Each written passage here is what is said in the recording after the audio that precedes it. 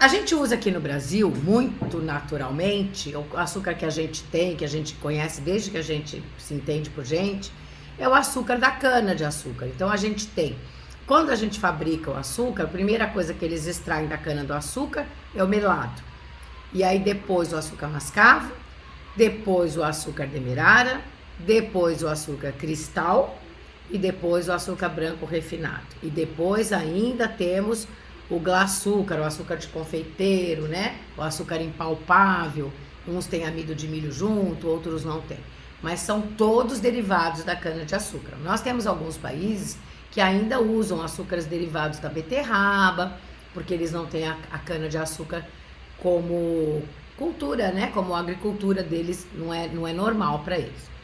E o açúcar, gente, é muito bom a gente saber que o açúcar, além, é claro, dele adoçar, o açúcar também auxilia na expansão da nossa massa. Ele ajuda a manter a umidade, ajuda a dourar a massa, aquele pão douradinho, aquele bolo que fica aquele douradinho, amarelo douradinho, quase marronzinho. Esse dourado se dá por conta do açúcar, essa caramelização, né?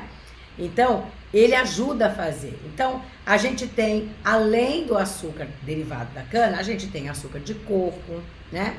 A gente tem açúcar de maçã, e aí a gente tá falando de outros tipos de açúcares, mas que podem ter uns com nível glicêmico, índice glicêmico maior, outros menores, né? Mas todos têm, a gente só tá mudando o tipo de açúcar. Então, o açúcar de uma fruta vai ser frutose, tá? E vem pra gente melhor. Então, a gente tem esses níveis de açúcares.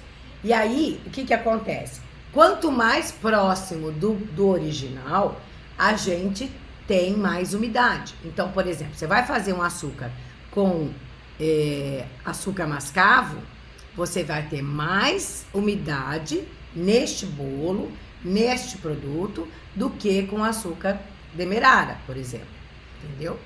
E muito menos refinados, muito menos processos químicos. Então, vale muito a pena a gente trabalhar com o açúcar demerara, por exemplo, que é o que a gente usa.